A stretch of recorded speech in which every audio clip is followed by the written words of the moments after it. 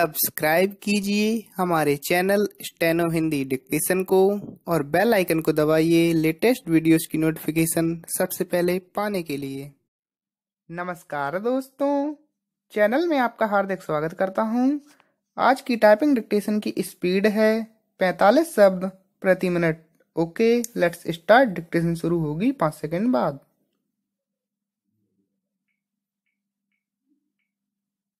Start.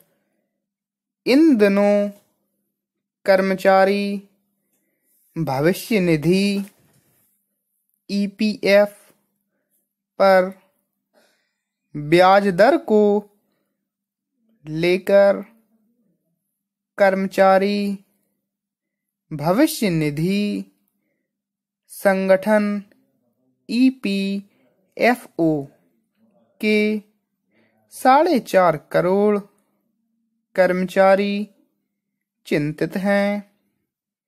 खबर है कि ईपीएफओ भविष्य निधि जमा कर वर्ष 2017-18 के लिए ब्याज दर में कटौती कर सकता है। पिछले वर्ष 2016-17 में ईपीएफओ ने 8.65% ब्याज दिया था। वर्ष 2017-18 में ईपीएफ पर ब्याज दर घटाने का कारण बॉन्ड पर निम्न आय तथा ईपीएफ निवेश अंशधारक सदस्यों के खातों में डालने की योजना है।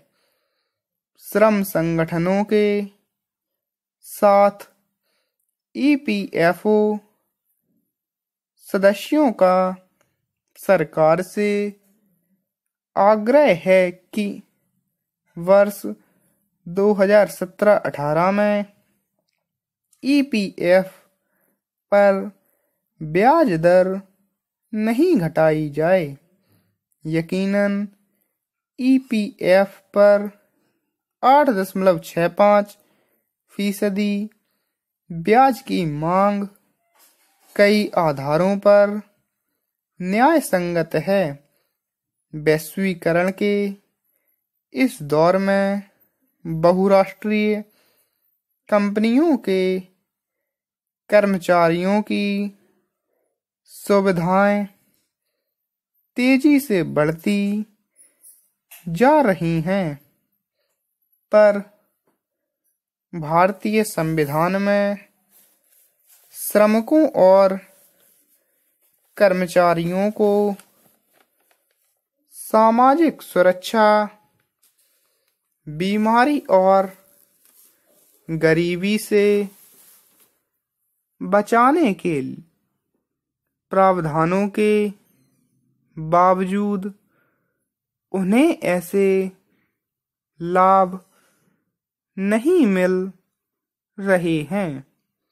कोई व्यक्ति जिंदगी के अधिकतम कार्यशील वर्षों में अपनी सेवाएं किसी संगठन को देता है और इस दौरान अपनी कमाई का कुछ हिस्सा हुआ है ईपीएफ में इसलिए जमा कराता है ताकि सेवानिवृत्ति बाद जिंदगी में सुरक्षा व निश्चिंतता प्राप्त कर सके। लेकिन पिछले कुछ वर्षों में भविष्य निधि सहित अन्य बचत योजनाओं पर कम ब्याज दरों के कारण छोटे निवेशकों का दूरगामी आर्थिक प्रबंधन चरमराते हुए दिखाई दे रहा है।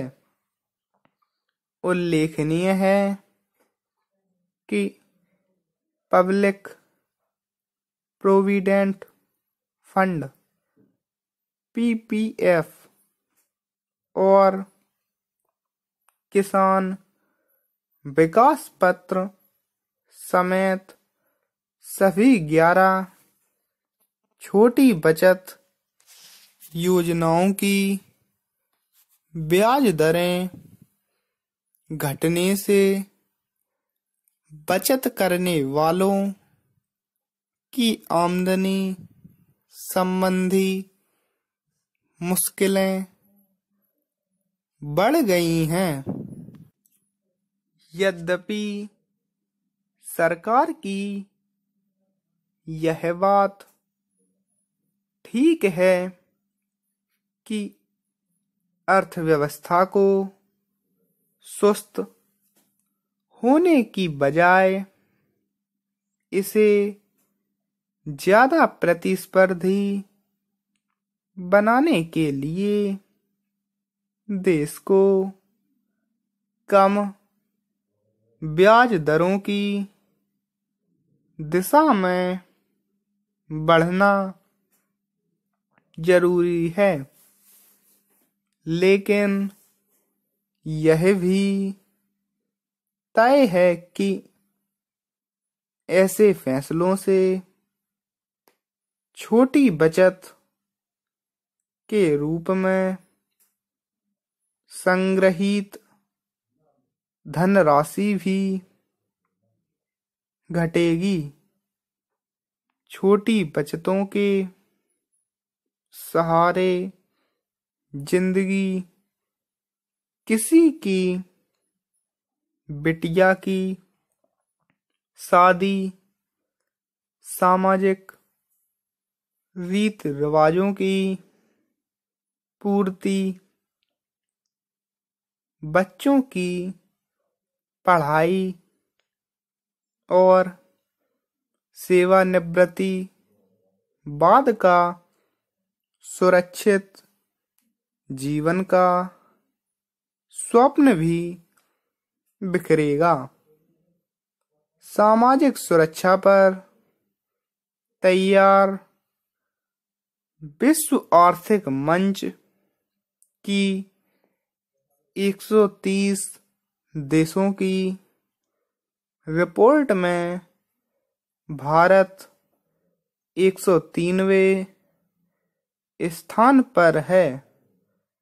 ख्यात संगठन ऑक्सफैम की वैश्विक सामाजिक सुरक्षा अध्ययन रिपोर्ट 2017 के अनुसार भारत 149वें स्थान पर है, यानी देश के आम आदमी से अब भी सामाजिक सुरक्षा बहुत दूर है। ऐसे में ईपीएफ ब्याज दर में कमी तर्कसंगत नहीं लगती। पैराग्राफ। बांग्लादेश और म्यांमार के बीच रोहिंग्याओं की म्यांमार वापसी का समझौता होने के बावजूद उनका सीमा पार करके बांग्लादेश आना जारी है। समाचार एजेंसी एएफपी की एक रिपोर्ट के अनुसार समझौता होने के 1 सप्ताह बाद भी करीब 3,000 रोहिंग्या बांग्लादेश आए हैं। समझौते के अनुसार म्यांमार अपने रखाइन प्रांत से रोहिंग्याओं को बांग्लादेश आने से रोकेगा और जो रोहिंग्या बांग्लादेश आ गए हैं उन्हें उनके मूल स्थान पर वापस भेजा जाएगा। रोहिंग्याओं का बांग्लादेश में निरंतर आना इस बात को साबित करता है कि म्यांमार समझौते का पालन करने में विफल रहा है। रखाइन प्रांत में हिंसा थम नहीं रही है और ऐसे हालात में किसी समझौते के लागू होने की उम्मीद करना ही बेमानी लगता है। समझौता पूरा करने के लिए सबसे पहले म्यांमार को रखाइन में हिंसा समाप्त करनी होगी। म्यांमार रोहिंग्याओं की सुरक्षा करने में विफल रहा है, जिससे उस पर अंतर्राष्ट्रीय दबाव बढ़ा। दबाव में समझौता तो कर लिया पर लागू नहीं कर रहा। स्टॉप। दोस्तों, डिक्टेशन की प्रैक्टिस लगातार करते रहिए जिससे आप अपनी टाइपिंग की स्पीड को बढ़ा सकें। अगर आपको ये वीडियो पसंद आया हो तो प्लीज इसको लाइक भी कर दीजिए और शेयर भी कर दीजिए। और अगर आपने अभी तक हमारे चैनल को सब्सक्राइब नहीं किया है दोस्तों तो सब्सक्राइब कर लीजिए और बेल आइकन को दबाना ना भूलें दोस्तों, जिससे आपको हमारे लेटेस्ट वीडियोस की नोटिफिकेशन जल्दी से जल्दी मिल जाए। Thank you so much.